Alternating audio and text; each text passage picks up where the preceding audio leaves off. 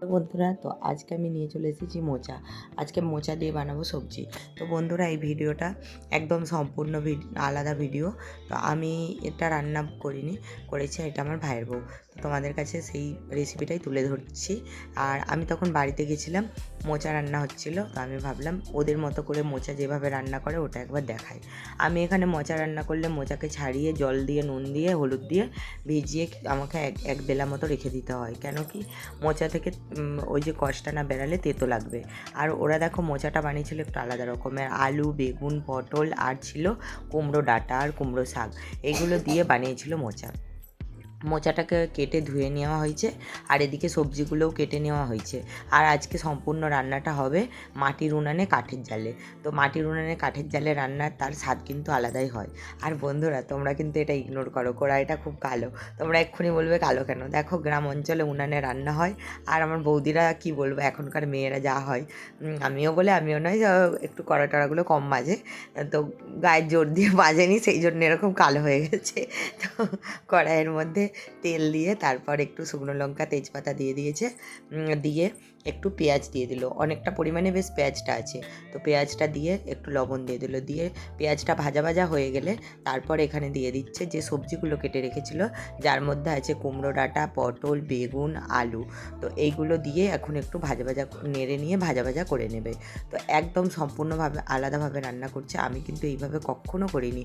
আমি সব সময় রান্না করেছি আলু, বেগুন আর মোচা আর কাঁচা ছোলা দিয়ে। এরা কিন্তু বানাচ্ছে একটু আলাদা, কুমড়ো ডাঁটা, কুমড়ো শাক আছে। আর মোচাগুলো দেখো, এত টাটকা গাছের মোচা ছিল কিন্তু এটা আমাদের গাছের বিচে কলার মোচা। বিচে কলার মোচা নাকি শুনেছি খুবই ভালো খেতে হয়। আমরা এখানে যে কলাটা পাই, তো এগুলো বিচে কলা বা কাঁঠালে কলা এইসব নয়, এগুলো সেই বর্তমান কলার মোচা, তাই তেতো হয় খুব। দেখো, সবজিগুলো নাড়তে নাড়তে অনেকটা কমে গেছে। তো আবার একটু লবণ দিল, আর দিল একটু হলুদের গুঁড়ো, দিয়ে ভালো করে আবার সবজিটা নাড়াচাড়া করে নিতে হবে। নাড়াচাড়া করে নেওয়ার সময় আঁচটা দেখে একটু জাল দেবে, যেহেতু কাঠের উনানে রান্না হচ্ছে। তোমরা গ্যাসের চুলায় যখন রান্না করবে দেখে একটু গ্যাসটা কমিয়ে রাখবে। তার মধ্যে দিয়ে দিল একটু লঙ্কার গুঁড়ো, তাহলে মশলার মধ্যে পড়লো নুন, হলুদ আর লঙ্কার গুঁড়ো আপাতত। তারপর কী আর মশলা দেয় সেটাও দেখো। তো এই লঙ্কা গুঁড়ো, হলদি, নুন দিয়ে আবার একটু নাড়াচাড়া করে একটু ঢাকা দিয়ে রেখে দিল। কিছুক্ষণ ঢাকা দিয়ে রেখে দেওয়ার পর আবার ঢাকনাটা খুলে আবার একটু নাড়াচাড়া করে নিয়ে যে কেটে রাখা পাতাগুলো ছিল কুমড়ো শাকের, সেই পাতাগুলো আলাদা কিন্তু ধুয়ে রাখা ছিল, সেই পাতাগুলো এখন দিল, একসাথে কিন্তু দেয়নি। পাতাগুলো দিয়ে আবার একটু নাড়াচাড়া করে নিতে হবে।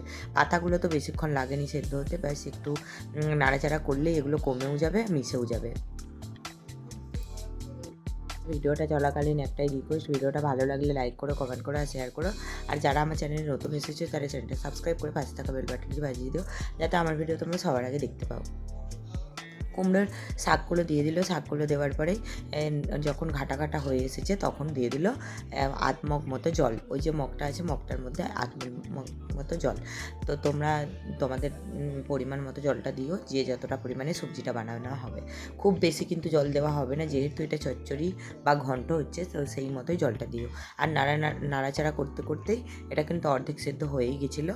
তো বাস, আর অর্ধেকটা সেদ্ধর জন্যে যতটা পরিমাণ জল লাগে সেই পরিমাণে জলটা দিল। এবারে এখানে আছে একটা মশলা, যার মধ্যে আছে আদা বাটা, জিরে বাটা। আদা বাটা, জিরে বাটাটাও এখানে দিয়ে দিল। তো বেশ অনেকটা পরিমাণেই মশলাটা আছে। তো এই মশলাটার জন্যই টেস্টটা কিন্তু খুব ভালো হয়। আমি বেশিরভাগ সময় মোচাতে না দিই, সর্ষে বাটা দিই বা পোস্ত বাটা দিই, কিন্তু দেখলাম আমার ভাইয়ের বউ দেখলাম আদা বাটা, জিরে বাটা দিল। তো সত্যিই বিশ্বাস করো, আমিও মোচা রান্না করেছি, আর এই রান্নাটাও দারুণ খেতে হয়েছিল। দেওয়ার পরে মোচাগুলোও ওপর থেকে দিয়ে দিল, দিয়ে এবারে একটা ঢাকা দিয়ে দেবে। ঢাকনাটা কিছুক্ষণের জন্য ঢাকা দিয়ে রেখে দিতে হবে। কিছুক্ষণ পর ঢাকনাটা যখন খুলে দেখবে জলটাও মরে যাবে, আর মোচাটাকেও ভালো করে ঘেঁটে সবজির সাথে মিশিয়ে দিতে হবে। দেখো, মোচার ঘন্টটা কত সুন্দর রেডি হয়েছে, আর দেখতেও কি সুন্দর হয়েছে। তারপর একটু ডাল কাটার সাহায্যে এটাকে ঘেঁটে দিতে হবে। তো বন্ধুরা, তোমরা এইভাবে গ্রামের বাড়িতে গায়ে আঁচের উনানে রান্না করে দেখো, খেতে কিন্তু খুবই স্বাদ হয়। এক তো মাটির চুলায় রান্না, তার উপর এরকম একটু আলাদাভাবে রান্না, খেতে কিন্তু দুর্দান্ত হয়েছিল। তো চলো, আবারও আসবো নতুন নতুন ভিডিও নিয়ে তোমাদের কাছে খুব তাড়াতাড়ি। ততক্ষণ তোমরা ভালো থেকো, সুস্থ থেকো, সাবধানে থেকো।